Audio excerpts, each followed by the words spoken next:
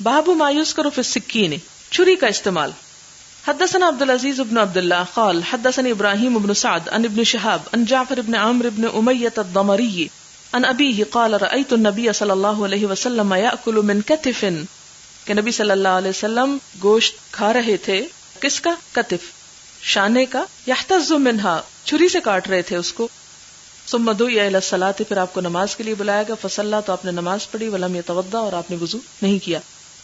یعنی گوشت اگر اونٹ کا نہ ہو، دوسرا گوشت ہو، تو اس کے کھانے کے بعد وضو نہیں ٹوٹتا اور براہ راست کلی کر کے نماز پڑھی جا سکتی ہے. اور دوسری بات یہ کہ اگر گوشت یا کوئی سخت چیز کھانے کے لیے چھری کانٹے کا استعمال کر لیا جائے تو حرام نہیں یا ممنوع نہیں، یعنی کھانے کو اگر لوہا لگ جائے تو کوئی حرج نہیں. حدثنا ابو الیمان اخبرنا شعیب عن الزہری وزاد فالقى السکین. دوسری روایت میں آتا ہے کہ آپ صلی اللہ علیہ وسلم نے چھری کو ڈال دیا. القا یعنی پھینک دیا. باب ما قیل فی قتال الروم، رومیوں کے ساتھ جنگ کرنے کا بیان. رومی جو تھے وہ اصل میں کرسچنز تھے. یہاں پر ایک بات یہ بھی ذہن میں آتی ہے کہ کرسچنز اللہ کو بھی مانتے ہیں، رسولوں کو مانتے ہیں، کتابوں کو مانتے ہیں، سب کو مانتے ہیں سوائے نبی صلی اللہ علیہ وسلم کے. تو ان کے ساتھ کیا معاملہ کیا جائے گا؟ کیا ان کے ساتھ جنگ کرنے کی اجازت ہے یا نہیں؟ اور اگر جنگ کریں تو کیا وہ گناہ کی بات تو نہیں؟ حدثني اسحاق بن يزيد الدمشقي حدثنا يحيى بن حمزة قال حدثني ثور بن يزيد عن خالد بن معدان ان عمير بن الاسود العنسي حدثه انه اتى عبادة بن الصامت وهو نازل في ساحل حمص. یہاں پر عمیر بن اسود انسی کہتے ہیں کہ وہ عبادہ بن صامت صحابی کے پاس گئے، اور عبادہ اس وقت کہاں تھے؟ وہو نازل، انہوں نے پڑاؤ ڈالا ہوا تھا یا ٹھہرے ہوئے تھے. فی ساحل حمص، حمص ایک شہر کا نام ہے سیریا میں، اس کے ساحل پر. وہو فی بناء لہ، اور وہ ایک مکان میں اترے تھے. ومعہ ام حرام، اور ان کے ساتھ ان کی اہلیہ ام حرام بھی تھیں. یہ قصہ پیچھے بھی گزر چکا ہے، یہاں تھوڑی سی تفصیل ہے کہ وہ ایک جگہ پر ایک گھر میں رہ رہے تھے. قال عمیر کہتے ہیں فحدثتنا ام حرام، تو اس گھر میں ام حرام نے ہمیں حدیث بیان کی. انہا سمعت النبی صلی اللہ علیہ وسلم، کہ انہوں نے نبی صلی اللہ علیہ وسلم کو فرماتے ہوئے سنا. یقول، آپ فرما رہے تھے اول جیش من امتی یغزون البحر، پہلا لشکر میری امت میں سے جو سفر کرے گا سمندر کا یا جہاد کرے گا سمندری. قد اوجبوا، انہوں نے اپنے اوپر واجب کر لی. کیا؟ جنت، یعنی جنتی ہیں. قالت ام حرام کہتی ہیں قلت یا رسول اللہ انا فیہم، میں نے پوچھا اللہ کے رسول صلی اللہ علیہ وسلم میں ان میں ہوں گی؟ قال انت فیہم، آپ نے فرمایا تم انہی میں ہو. ثم قال نبی صلی اللہ علیہ وسلم، پھر آپ صلی اللہ علیہ وسلم نے فرمایا اول جیش من امتی یغزون مدینۃ قیصر، پہلا لشکر میری امت کا جو قیصر کے شہر پر جہاد کرے گا، مغفور لہم، ان سب کی بھی بخشش کر دی گئی. فقلت انا فیہم یا رسول اللہ، میں نے کہا کیا میں اس میں شامل ہوں گی یا اللہ کے رسول صلی اللہ علیہ وسلم؟ قال اللہ، آپ نے فرمایا نہیں. یہ تو نہیں کہا تم اس وقت تک شہید ہو چکی ہوگی، لیکن آپ نے فرمایا کہ انتی من الاولین، جو پیچھے گزر چکی ہے روایت. یہاں یہ یاد رکھیں کہ پہلا جہاد، پہلا لشکر جو مسلمانوں کا سمندر کی طرف سفر کے لیے گیا تھا، یہ 28 ہجری میں حضرت امیر معاویہ کی قیادت میں گیا تھا، اور یہ سائپرس فتح کرنے کے لیے گیا تھا، اور اسی میں ام حرام شریک ہوئی تھی اور شہید بھی ہوئی تھی. اور دوسرا جہاد قسطنطنیہ پر ہوا تھا، اور یزید بن معاویہ اس لشکر کا سردار تھا. اور حضرت ابو ایوب انصاری، حضرت ابن عمر، ابن عباس، ابن زبیر، ان سب نے یزید کی سربراہی میں جہاد کیا تھا. حضرت ابو ایوب انصاری وہاں جا کر فوت ہو گئے تھے، اور انہوں نے خواہش کی تھی کہ مجھے زیادہ سے زیادہ اندر لے جا کر دشمن کی زمین کے دفن کر دیا جائے. اور آج بھی ان کا مزار وہاں پر ترکی میں قسطنطنیہ یعنی استنبول میں موجود ہے. اور اس سے آپ دیکھیں کہ ابتدائی دور میں اگر مسلمانوں کے درمیان اجتہادی اختلافات ہوئے آپس میں، لیکن دشمن کے مقابلے میں وہ سب ایک ہوتے تھے. وہ یہ نہیں دیکھتے تھے کہ اچھا ہمارا سربراہ اس وقت یزید کو بنایا جا رہا ہے تو ہم تو رسول اللہ صلی اللہ علیہ وسلم کے صحابی ہیں تو ہم نہیں جائیں گے. انہیں اس بات سے غرض تھی کہ ہمارے لیے اس جنگ میں شریک ہونے میں اجر ہے اور نبی صلی اللہ علیہ وسلم کی بشارت ہے، اس لیے ہم کو تو جانا ہے، تو وہ اس میں شریک ہوئے. تو اس سے کیا پتہ چلتا ہے کہ خیر کے کام کے لیے جو بھی کوئی آپ کو بلائے اس میں آپ کو تعاون کرنا چاہیے اور اس میں تعصب نہیں برتنا چاہیے. پھر اس میں آپ دیکھیں کہ آپ صلی اللہ علیہ وسلم نے مغفرت کی بھی بشارت دی ہوئی ہے. اصل میں بات یہ کہ مسلمانوں کے درمیان اگرچہ اختلاف ہوا اور یعنی بہت ظلم و ستم بھی ہوا، اور بہت سے لوگ شہید بھی ہوئے ان جنگوں میں. لیکن یوں محسوس ہوتا ہے کہ صحابہ کرام کے درمیان آپس میں اختلافات اتنے نہیں تھے جتنے ان کے فالوورز جو تھے، جو نئے نئے مسلمان ہوئے تھے، انہوں نے فتنہ و فساد بھڑکایا تھا. اور پھر آپ دیکھیں کہ بعد میں جو تاریخ بھی لکھی گئی ہے وہ بھی بہت ڈسٹارٹ کی گئی، اور اس میں بھی بہت کچھ ایسی باتیں شامل کر لی گئی کہ جس میں صرف ایک گروہ کو اتنا مطعون اور ملزم قرار دیا گیا کہ اس کی خوبیاں اور بھلائیاں بالکل چھپا کے رکھ دی گئی.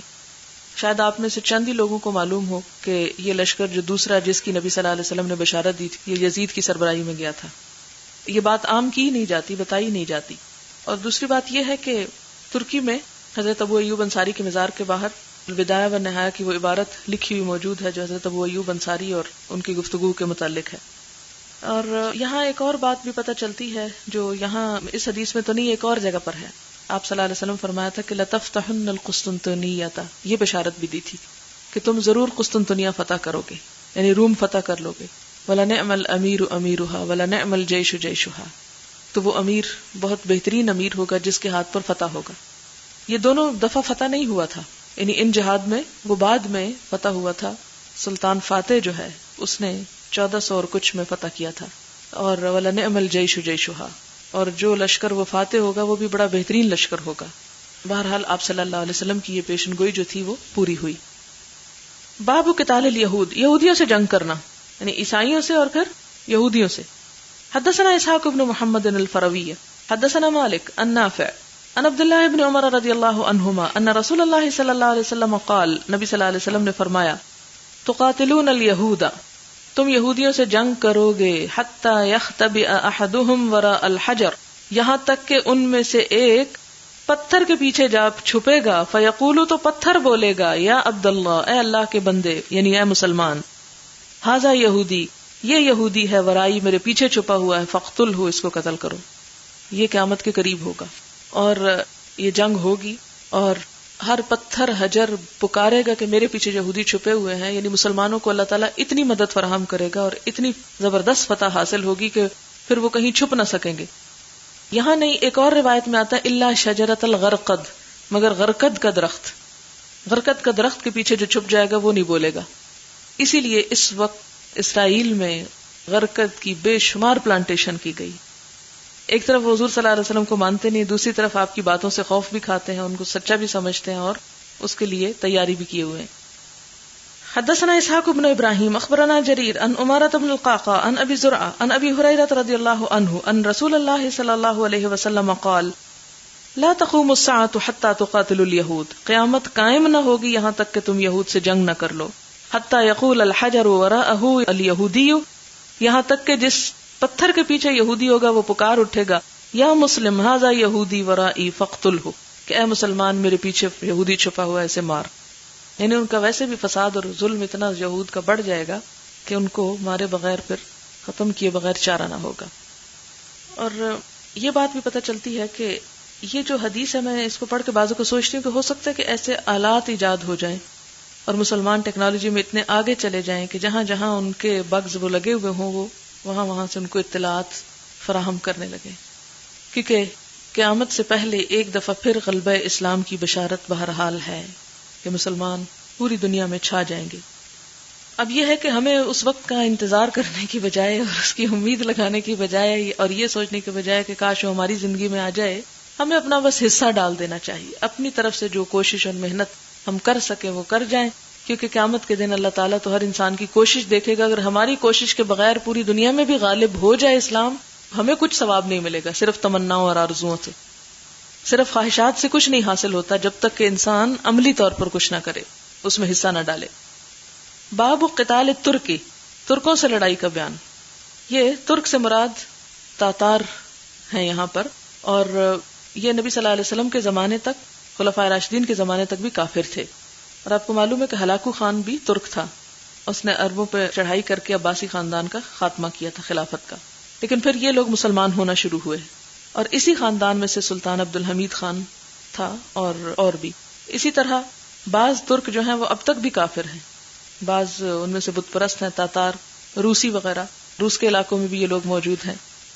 حدثنا ابو النعمان حدثنا جریر بن حازم قال سمعت الحسن يقول حدثنا عمرو بن تغلب قال قال النبی صلی اللہ علیہ وسلم، آپ نے فرمایا ان من اشراط الساعۃ، قیامت کی نشانیوں میں سے ہے ان تقاتلوا قوما، تم ایسی قوم سے جنگ کرو گے ینتعلون نعال الشعر، جو بالوں کی جوتیاں پہنے ہوئے ہوں گے. یعنی عربوں کے یہاں اس کا رواج نہیں تھا، یعنی ایک نشانی بتائی. وَإِنَّ مِنْ أَشْرَاطِ السَّاعَةِ، اور قیامت کی نشانیوں میں سے ہے ان تقاتلوا قوما، کہ تم جنگ کرو گے ایسی قوم سے اراد الوجوہ، جن کے چہرے چوڑے ہوں گے، کأن وجوہہم المجان المطرقۃ، گویا کہ ان کے چہرے ڈھالے ہیں چمڑا جمی ہوئی، یعنی چوڑے نقش و نگار والے، یعنی ان کے ناک بھی چپٹے ہوں گے، آنکھیں چھوٹی ہوں گی اور چوڑے منہ ہوں گے. حدثني سعید بن محمد حدثنا یعقوب حدثنا ابی عن صالح عن الاعرج قال قال ابو ہریرہ رضی اللہ عنہ قال رسول اللہ صلی اللہ علیہ وسلم لا تقوم الساعة حتى تقاتل الترک، یعنی ترک سے مراد وہ لوگ نہیں جو ترکی میں رہتے ہیں، یعنی یہ ایک بڑی قوم ہے. صغار الاعین، قیامت نہیں آئے گی جب تک کہ تمہاری جنگ نہ ہو جائے گی اتراک سے جن کی آنکھیں چھوٹی ہوں گی، حمر الوجوہ، سرخ چہروں والے، یعنی رنگ سرخی مائل ہوں گے، ذلف الانوف، چپٹے ناک والے، موٹی ناک والے، کأن وجوہہم المجان، گویا کہ ان کے چہرے ڈھالے ہیں، المطرقۃ، چمڑا لگی ہوئی. ولا تقوم الساعۃ، اور قیامت نہ آئے گی حتی تقاتلوا قوما، یہاں تک کہ تم جنگ کرو اس قوم سے نعالہم الشعر، جن کے جوتے بالوں کے بنے ہوئے ہوں گے. میں یہ سوچ رہی تھی کہ ہو سکتا ہے کہ بالوں سے مراد وول ہو اور وولن ساکس ہوں، اللہ ہی بہتر جانتا، لیکن میں ایسے ہی اپنے سوچ رہی تھی کہ اس سے کیسی جوتے مراد ہوں گے. اور ابھی تو دنیا نے بہت ترقی کرنی ہے، معلوم نہیں کیا کیا ہوگا. لیکن نبی صلی اللہ علیہ وسلم کی یہ صداقت پر دلیل ہے یہ ساری پیشن گوئیاں کہ آپ صلی اللہ علیہ وسلم نے علم غیب کے ذریعے نہیں بلکہ وحی کے ذریعے آنے والے حالات کے بارے میں بہت کچھ ہمیں خبر دی. باب قتال الذین ینتعلون الشعر، ان لوگوں سے لڑائی کا بیان جو بالوں کی جوتیاں پہنتے ہیں.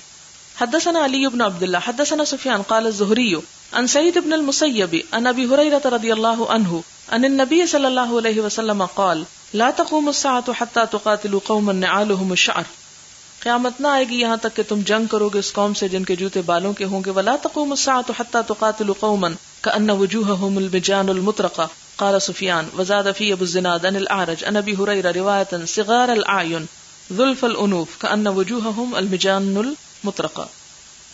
باب من صف اصحابہ عند الہزیمۃ، جس نے صف باندھی اپنے ساتھیوں کی شکست کے بعد، ونزل عن دابتہ، اور اپنے سواری سے اترا، فاستنصر، اور ان سے مدد مانگی. یعنی اگر مسلمان کبھی جنگ میں ہار جائیں یا بکھر جائیں تو دوبارہ ان کی صف بندی کرنا جو ہے وہ ضروری ہے. حدثنا عمرو بن خالد الحرانی حدثنا زہیر حدثنا ابو اسحاق قال سمعت البراء وسأله رجل اکنتم فررتم یا ابا عمارۃ یوم حنین. بار بار یہ حدیث آئی ہے کہ ابو اسحاق کہتے ہیں کہ میں نے براء سے سنا کہ ان سے ایک شخص نے پوچھا تم لوگ حنین کے دن بھاگ نکلے تھے. قال لا واللہ ما واللہ رسول اللہ صلی اللہ علیہ وسلم، اور ہر دفعہ یہی جواب دیتے کہ نہیں، اللہ کے رسول صلی اللہ علیہ وسلم نہیں بھاگے تھے، کیونکہ جنگ سے بھاگنا بہت ہی ایک ادنا درجے کا کام تھا، ایک ذلت اور ہزیمت کی بات تھی. ولکنہ خرج شبان و اصحابہ، لیکن یہ تھا کہ نبی صلی اللہ علیہ وسلم کے کچھ ساتھی نکل گئے تھے، یعنی وہ تتر بتر ہو گئے تھے. وخفافہم حسرا لیس بصلاح، جو اسلحے کے بغیر تھے. فاتوا قوما رماتا، تو ایسے قوم کے مقابلے پہ آئے کہ جو بڑی تیر انداز قوم تھی. جمع حوازن و بنی نصر، جو حوازن اور بنو نصر میں سے تھے. ما یکاد یسقط لهم سهم، ان کا کوئی تیر گرتا ہی نہیں تھا، یعنی خالی نہیں جاتا تھا. فرشقوہم رشقا، تو انہوں نے خوب تیر اندازی کی. رشقوہم رشقا ما یکادون یخطئون، اور ان کا کوئی نشانہ خطا نہیں جاتا تھا، یعنی خطا ہوتا ہی نہیں تھا کوئی نشانہ. ایسے تیر اندازی کی کہ کوئی تیر خالی نہیں جاتا تھا. فاقبلوا هنالک النبی صلی اللہ علیہ وسلم، اور مسلمان آئے وہاں نبی صلی اللہ علیہ وسلم کے پاس. وهو علی بغلۃ البیضاء، اور آپ اپنے سفید خچر پر سوار تھے. وابن عمہ ابو سفیان بن الحارث بن عبد المطلب یقود به، اور آپ کے چچا زاد بھائی ابو سفیان بن حارث بن عبد المطلب اس کی باگ تھامے ہوئے تھے. فنزل واستنصر، تو اس پر آپ اپنے خچر سے اتر پڑے اور آپ نے مدد مانگی، یعنی اللہ تعالیٰ سے دعا کی. ثم قال انا النبی لا کذب، میں اللہ کا نبی ہوں، اس میں کوئی جھوٹ نہیں. انا ابن عبد المطلب. ثم صف اصحابہ، پھر اپنے ساتھیوں کی دوبارہ صف جمائی اور اس سے ایک طرح سے دوبارہ ایک جنگ کی، اور مسلمان پھر اس میں جیتے. اور آپ کو معلوم ہے کہ بے شمار قیدی اس میں ہاتھ آئے تھے اور بہت سا مال غنیمت بھی، اور پھر یہ لوگ مسلمان بھی ہو گئے تھے اور انہوں نے آ کے اپنے قیدی چھڑوانے کی درخواست بھی کی تھی. باب الدعاء علی المشرکین بالہزیمۃ والزلزلۃ، مشرکوں اور کافروں کے لیے بدعا کرنا کس چیز کی؟ بالہزیمت، شکست کی، والزلزلۃ، اور ان کے قدم ہلنے کی. زلزلہ یہاں مراد ارتھ کوئک نہیں بلکہ قدموں کا ہلنا ہے.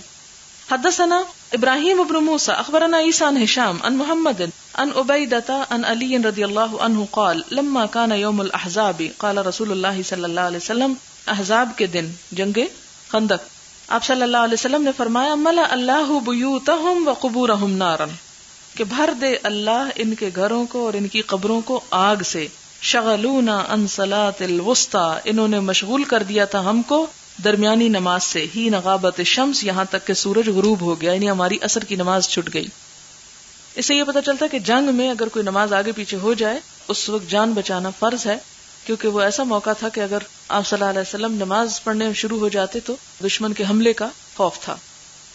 حدثنا قبیصۃ حدثنا سفیان عن ابن ذکوان عن الاعرج عن ابی ہریرہ رضی اللہ عنہ قال کان النبی صلی اللہ علیہ وسلم یدعو فی القنوت، نبی صلی اللہ علیہ وسلم قنوت کی دعا میں یوں فرماتے تھے اللہم انج سلمۃ بن ہشام، اے اللہ سلمہ بن ہشام کو چھڑا دے، نجات دے. اللہم انج الولید بن الولید، اللہم انج عیاش بن ربیعہ، اے اللہ ولید بن ولید اور عیاش بن ربیعہ کو رہائی دے.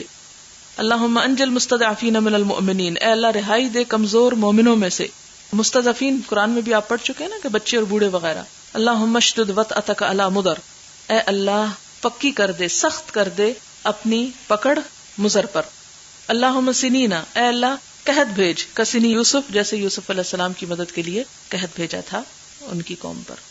یعنی یہ دشمنوں کے لیے. اور آپ کو معلوم ہے کہ جب انہوں نے خاص طور پہ مسلمانوں کے لوگ پکڑ لیے تھے اور مار ڈالے تھے تو اس پر آپ صلی اللہ علیہ وسلم نے ان کے لیے دعائے قنوت میں ایک روایت میں 40 دن اور ایک میں اس سے زیادہ کا ذکر آتا ہے. حدثنا احمد بن محمد اخبرنا عبد اللہ اخبرنا اسماعیل بن ابی خالد انه سمع عبد اللہ بن ابی اوفا رضی اللہ عنہما یقول دعا رسول اللہ صلی اللہ علیہ وسلم یوم الاحزاب علی المشرکین، جنگ خندق کے موقع پر نبی صلی اللہ علیہ وسلم نے مشرکین پر بددعا کی. فقالا، تو فرمایا اللہم منزل الکتاب، اے اللہ جو کتاب کا اتارنے والا ہے، سریع الحساب، جلد حساب لینے والا ہے. اللہم اہزم الاحزاب، اے اللہ ان گروہوں کو، ان لشکروں کو شکست دے. اللہم اہزمہم، اے اللہ انہیں شکست دے. وزلزلہم، اور ان کے قدم ہلا دے. حدثنا عبداللہ بن ابی شیبۃ حدثنا جعفر بن عون حدثنا سفیان عن ابی اسحاق عن عمرو بن میمون عن عبد اللہ رضی اللہ عنہ قال کان النبی صلی اللہ علیہ وسلم یصلی فی ظل الکعبۃ، کہ نبی صلی اللہ علیہ وسلم کعبہ کے سائے میں نماز پڑھ رہے تھے. فقال ابو جہل وناس من قریش، تو ابو جہل اور قریش کے کچھ لوگوں نے کہا ونحرت جزور بناحیۃ مکہ، اور مکہ کے ایک طرف کچھ اونٹنیاں ذبح کی گئی تھیں. فارسلوا، تو انہوں نے بھیجا. فجاءوا من صلاحا، تو وہ لائے اس کی اوج. وطرحوا علیہ، اور وہ اٹھا کے نبی صلی اللہ علیہ وسلم کے اوپر ڈال دی. فجاءت فاطمہ، تو حضرت فاطمہ آئیں. فالقته عنہ، تو انہوں نے آپ صلی اللہ علیہ وسلم کی پیٹھ سے اونٹ کی اوج اور وہ گند جو تھا وہ سب اٹھا کے پھینکا. فقال اللہم علیک بقریش، تو اس موقع پر آپ صلی اللہ علیہ وسلم نے قریش کو بددعا دی اور کہا اے اللہ تجھ پر ہے قریش، یعنی تیرے ذمہ ہے ان سے نبٹنا. اللہم علیک بقریش، اللہم علیک بقریش 3 مرتبہ. اس سے ایک اور بات پتہ چلتی ہے کہ جس دعا میں انسان یہ چاہے کہ اس کی زیادہ آہوزاری ہو اس کو بار بار دہرائے.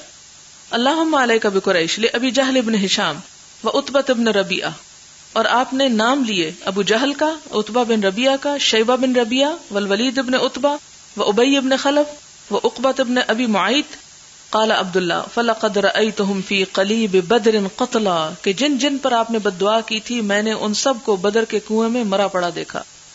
قال ابو اسحاق ونسیت السابع، کہتے ہیں کہ 7ویں کو میں بھول گیا. وقال ابو عبداللہ، امام بخاری کہتے ہیں قال یوسف بن ابی اسحاق نبی اسحاق امیۃ بن خلف وقال شعبہ امیۃ او ابی، اور دوسری روایت میں کیا آیا امیہ بن خلف یا ابی بن خلف، وصحیح امیہ، اور اصل جو ہے وہ امیہ ہی ہے. حدثنا سلیمان بن حرب حدثنا حماد عن ایوب عن ابن ابی ملیکۃ عن عائشہ رضی اللہ عنہا ان الیہود دخلوا علی النبی صلی اللہ علیہ وسلم، کہ یہود نبی صلی اللہ علیہ وسلم پر داخل ہوئے. فقالوا السلام علیکہ، انہوں نے آپ کو یعنی سلام کیا لیکن الفاظ میں بددعا تھی. لعنتہم، تو میں نے ان کو لعنت کی. فقال ما لکی، حضور صلی اللہ علیہ وسلم نے فرمایا تجھے کیا ہو گیا؟ قلت، میں نے کہا ولم تسمع، آپ نے سنا نہیں؟ ما قالوا، یہ کیا کہہ رہے ہیں؟ قال فلم تسمعی، تو آپ نے فرمایا تم نے نہیں سنا؟ ما قلت، جو میں نے کہا. وعلیکم، اور تم پر بھی ضروری نہیں کہ وہ سارے ہی الفاظ دہرائے جائیں. وعلیکم سے سارا مطلب پورا ہوتا ہے. اس سے کیا پتہ چلتا ہے کہ ایسے خبیث دشمنوں کے لیے بد دعا کی جا سکتی ہے جو اسلام کے دشمن ہوں. آپ صلی اللہ علیہ وسلم نے کبھی اپنے ذاتی دشمنوں سے بدلہ نہیں لیا تھا. باب هل يرشد المسلم اہل الکتاب او يعلمهم الکتاب، کیا مسلمان راہ دکھائے اہل کتاب کو یا انہیں سکھائے کتاب؟ یعنی مسلمان اہل کتاب کو دین کی بات کوئی بتائے یا ان کو قرآن سکھائے یا نہ سکھائے. یعنی قرآن کی تعلیم کیا صرف مسلمانوں کے لیے ہونی چاہیے یا کسی عیسائی یہودی کو بھی آپ سنا سکتے ہیں یا سکھا سکتے ہیں یا ان کو دے سکتے ہیں؟ عموماً لوگ پوچھتے ہیں نا. حدثنا اسحاق اخبرنا یعقوب ابن ابراہیم حدثنا ابن اخی ابن شہاب عن امہ قال اخبرنی عبید اللہ ابن عبد اللہ ابن عتبۃ ابن مسعود ان عبد اللہ ابن عباس رضی اللہ عنہما اخبرہ ان رسول اللہ صلی اللہ علیہ وسلم کہ نبی صلی اللہ علیہ وسلم نے کتب الی قیصر قیصر روم کی طرف خط لکھا. وقال اور کہا فإن ولیت اگر تو نے منہ موڑا فإن علیک اسم العریسیین تو تم ہی پر گناہ ہوگا تیری رعایا کا. عریسیین رعایا کے لیے غریب رعایا کا، یعنی تیری غریب رعایا کا وبال بھی تجھ پر ہوگا. تو اس سے کیا پتہ چلتا ہے کہ اہل کتاب کو قرآن کی تعلیم دی جا سکتی ہے. نبی صلی اللہ علیہ وسلم نے اس خط میں قرآن کی ایک آیت بھی لکھی تھی. اس صورت میں جائز نہیں جہاں یہ پتا ہو کہ یہ پڑھیں گے نہیں بے حرمتی کریں گے. اور سب لوگ ایسے نہیں ہوتے. عموماً لوگوں کے دل میں ہر ریلیجن کا احترام ہوتا ہے، لیکن جہاں پتا ہو کسی کی خباثت کا تو وہاں نہیں دینا چاہیے. اب تو ان کی لائبریریز میں وہ کچھ پڑا ہے تفسیریں اور قرآن پاک کے وہ نسخے جو آپ کے پاس بھی نہیں ہیں. آپ کو پتا ہے نا کہ انہوں نے جب جرمنی میں وہ انسٹیٹیوٹ قائم کیا تھا قرآن کے بارے میں اس کی اوتھینٹسٹی معلوم کرنے کے لیے اور اس کے ٹیکسٹ کو جانچنے کے لیے، تو 1933 تک 30,000 نسخے جمع کر لیے تھے انہوں نے قرآن کے. اور اب تو پریس اتنے ہو گئے کہ آپ نہ بھی دیں تو وہ خود ہی لے لیں گے، خود چھاپ لیں گے. بلکہ کہا یہ جاتا کہ پہلا چھاپا بھی انہوں نے ہی تھا. باب الدعاء للمشرکین بالہدی لیتألفہم، مشرکین کے لیے ہدایت کی دعا تاکہ ان کا دل مائل کیا جائے. اب اس میں آپ دیکھیں کہ امام بخاری کا وہی خاص انداز ہے. ایک دفعہ ایک طرح کی حدیثیں لاتے پھر اس سے بالکل اپوزٹ لے آتے ہیں. وہ کیوں لاتے ہیں؟ تاکہ یہ پتا چلے کہ ایک حکم کو جنرلائز مت کرو، ہر چیز کو اس کے کانٹیکسٹ میں رکھ کے دیکھو کہ کون سی چیز کہاں پٹا دے. آج کے دور میں ہم سب کا مشکل یہ ہے کہ جہالت عام ہے، کسی ایک حکم کو لے لیتے ہیں اور اس کو ہر چیز پہ عام کر دیتے ہیں. تو یہ بات درست نہیں ہے. دین کی صحیح روح اور صحیح فہم کے لیے ضروری ہے کہ انسان اس معاملے میں ہر نقطہ نظر اور ہر پہلو سے آگاہ ہو. مثلا اس کی ایک چھوٹی سی مثال دیتی ہوں. نبی صلی اللہ علیہ وسلم شعر صحیح نہیں پڑھ سکتے تھے. اب اگر کوئی یہ کہے کہ جو شخص شعر صحیح نہیں پڑھ سکتا وہ قرآن کیا پڑھ سکے گا، تو یہ بات جو ہے نحوی اعتبار سے گرامیٹیکلی تو ٹھیک ہے یا استدلال کے اعتبار سے تو ٹھیک ہے، لیکن حقیقت میں درست نہیں ہے نا یہ بات. یعنی آپ کیا اس بات کو جنرلائز کر سکتے چونکہ آپ شعر نہیں پڑھ سکتے تھے اس لیے آپ قرآن بھی نہیں پڑھ سکتے؟ کیا یہ کہنا درست ہوگا؟ یہ کہنا درست نہیں ہے. اسی طرح اگر ایک شخص کو کوئی ایک کام نہیں آتا تو آپ کہیں اس کو یہ نہیں آتا تو اسے اور کیا آتا ہوگا.